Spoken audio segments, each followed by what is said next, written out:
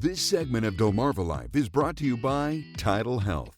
It's no secret that heart health is of paramount importance to your well-being. But talking about the cardiovascular system can get confusing pretty fast. Veins, arteries, blood pressure. It's difficult to imagine the roadmap inside of us. And in recognition of Stroke Month, we are joined by an expert now. We would like to welcome Dr. Hussein Saeed Mahmoodian, or you say you go by Dr. Saeed. Now, Dr. Saeed is the medical director of the Tidal Health Vascular Lab. Welcome. Thank you. So we mentioned Stroke Month. So what are some of the risk factors for stroke? So stroke is one of the leading causes of morbidity and mortality worldwide. One of the major and important causes of stroke is plaque formation in the carotid arteries, which are the major blood pipe to the brain. Gotcha. So how does that happen? So there are several risk factors for the blockage or plaque formation in the carotid artery. The most important ones are smoking. Nicotine causes change in the flow dynamic and increases the likelihood of deposition of cholesterol in the blood pipe, which eventually can cause plaque formation. The other risk factors are high cholesterol. Cholesterol, when it deposits in the blood channel, it will attract platelets, which are the blood cells, and calcium will deposit and cause the atherosclerosis disease or the plaque that eventually can cause narrowing of that blood pipe, or it can break loose, go to the brain, cause a stroke.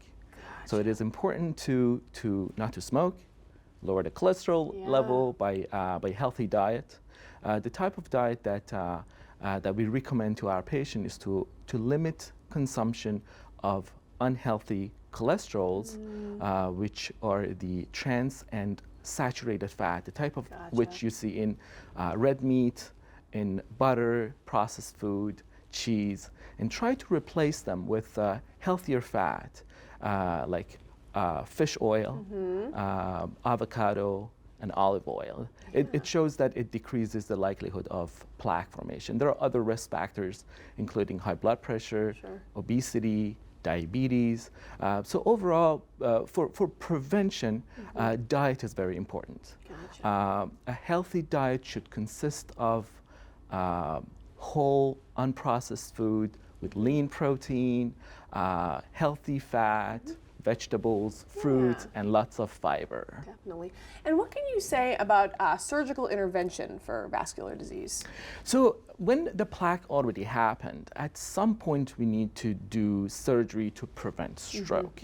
That surgical intervention is basically a mechanical opening of that blood channel, whether we do it with carotid endarterectomy, which is scraping off the plaque within the artery and open it up.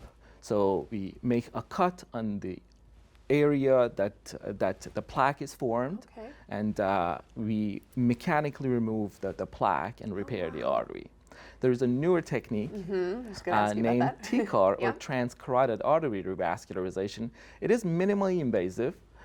We get to the artery by a smaller incision in the base of the neck, and through a device that reverses the flow, we can put a stent to force the artery to open up in that segment of narrowing and prevent the plaque from breaking loose to go to the brain. So let's say you do that, and what's the recovery like after those surgeries? So both of those surgeries are safe and effective. We usually keep our patients in the hospital one day. Overnight they stay in the hospital. Usually we do a good and safe blood management, blood pressure management. When they go home, there's not much physical restrictions. Anything else you think folks should know about whether it's stroke or vascular disease or anything like that? Well, a healthy diet, having an active lifestyle, exercise regularly, are the major risk factor reduction. But people should consider if they have risk factors, to talk to their primary care physician, because not all of those blockage in the carotid artery are symptomatic.